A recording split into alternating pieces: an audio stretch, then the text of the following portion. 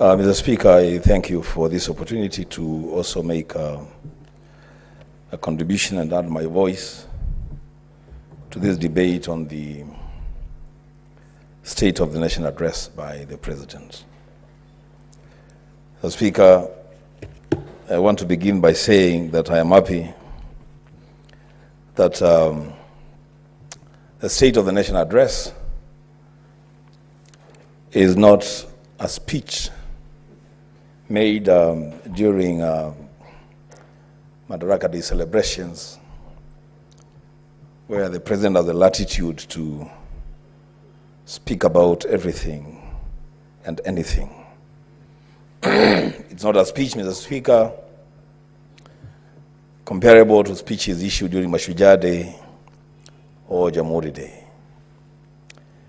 The State of the Nation address by the President, the Speaker, is a constitutional imperative. It is a constitutional accountability statement by the President, made in the presence of representatives of the sovereigns of this nation, as captured in Chapter 1, Article 1 of the Constitution. The Speaker, it's a constitutional requirement for the President to address the nation on matters of national values and principles, international obligations, and national security issues.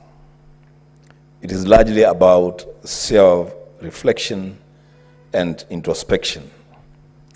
It is not, Mr. Speaker, an opportunity for self-praise and congratulation.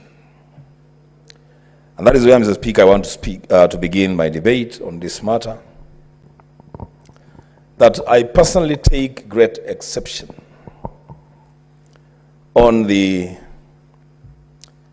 representatives of the sovereigns of the Kenyan population who stood to applaud the President for announcing the cancellation of the Adani deals. Mr. Speaker,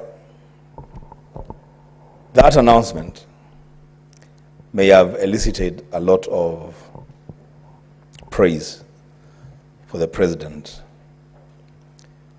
It may have elicited a lot of excitement on the part of the members present.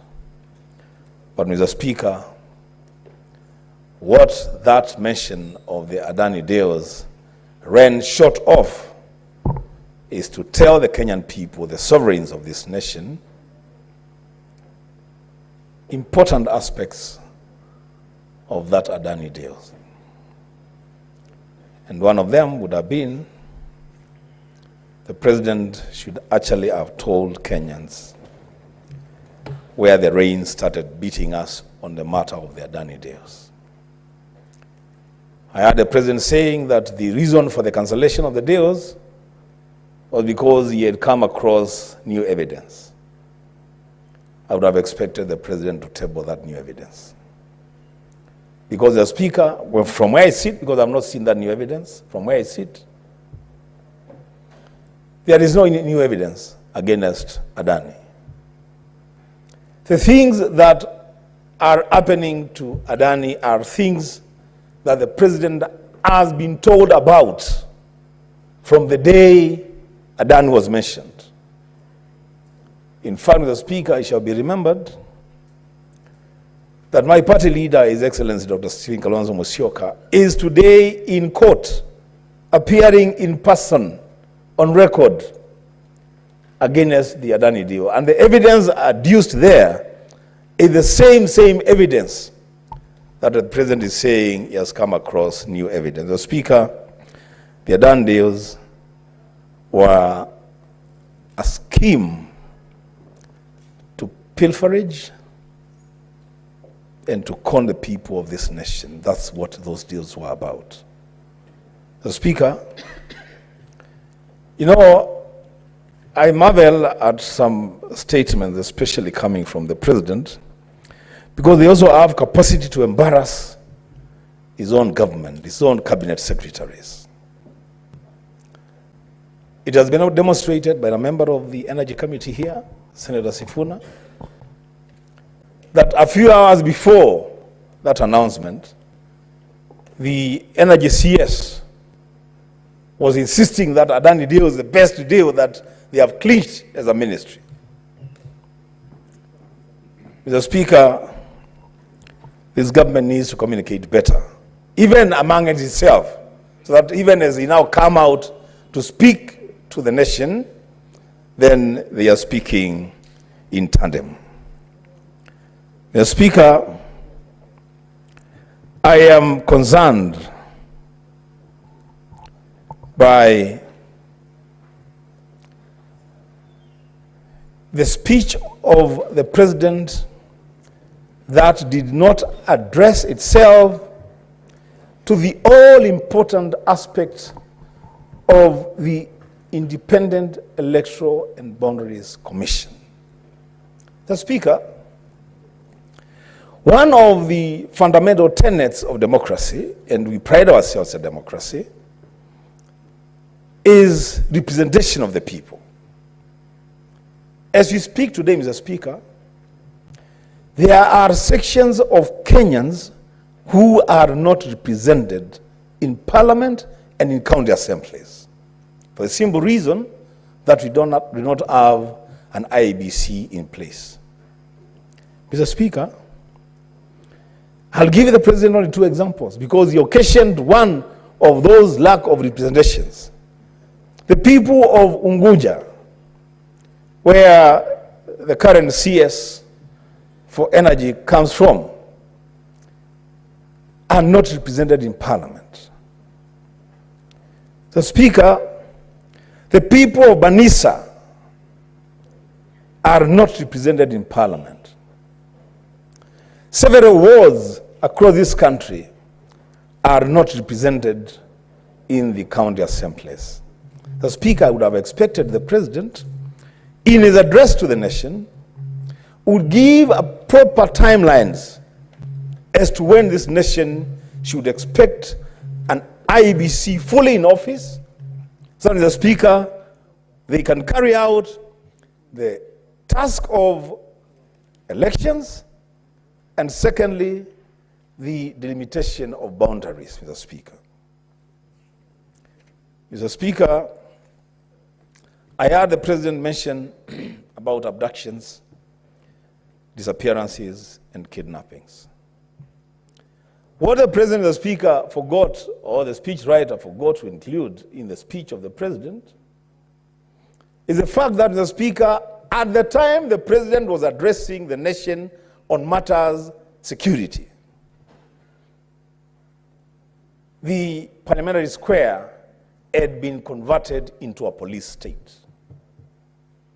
I tried with the Speaker to access the precincts of Parliament. I could not, because all the streets around Parliament had been cordoned off, and there was heavy presence of unrivaled police officers. And the Speaker, I kept wondering, who is afraid of who? Why can't members access Parliament freely and listen and engage with the President without the police officers harassing members and curtailing access? The Speaker, on the matter of public debt, I would have expected the President to give us a lot more information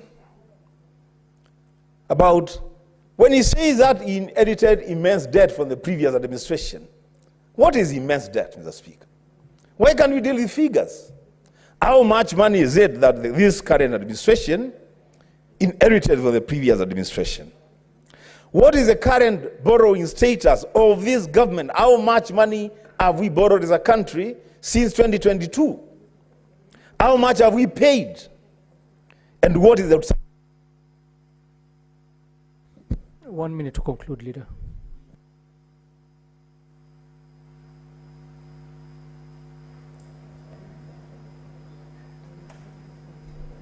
Thank you, Mr. Speaker.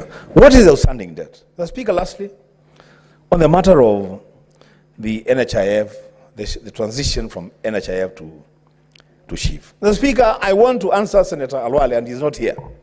But because this will go on record, let Senator Alwale know that the Senator of Kitui County, Enoch Wambua, has no problem whatsoever to contribute 32,000 shillings to the new system.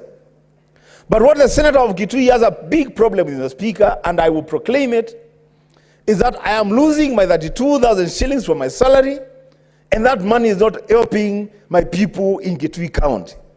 Mr. Speaker, this Shif business, to me, as far as I am concerned, and as far as the people of Kitui County who are consuming this service are concerned, it's a sham, Mr. Speaker.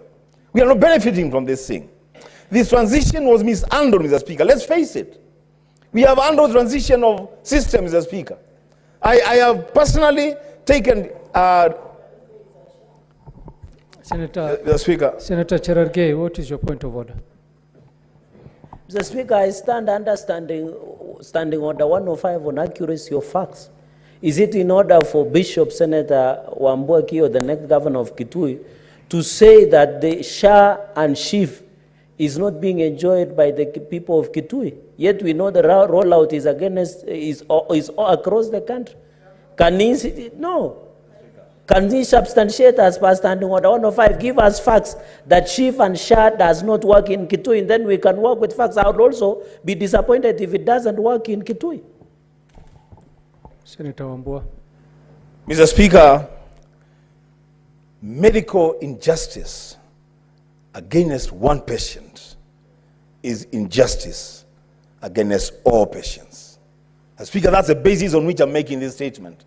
That, Mr. Speaker, this system, the implementation of it has been hurried, has been rushed. Mr. Speaker, we have worked in institutions where we have carried out transitions. And there is a formula of doing transitions, Mr. Speaker. You don't just wake up one morning, stop a system that is working, and bring another system, Mr. Speaker, that very few people don't understand, Mr. Speaker. And lastly, Mr. Speaker, on that Shif business.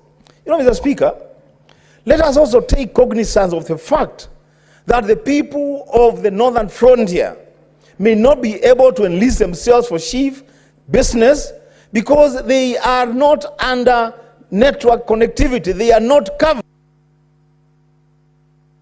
Your time is up, Senator. Senator Wahome Wamatinga. Thank you very much, Mr. Speaker, sir. I rise to add my voice to the presidential speech. Indeed, Mr. Speaker, sir, I do remember during the swearing in of the current deputy president that the president alluded to the fact that he has found himself working alone in this government. Mr. Speaker, sir, I've listened to my colleagues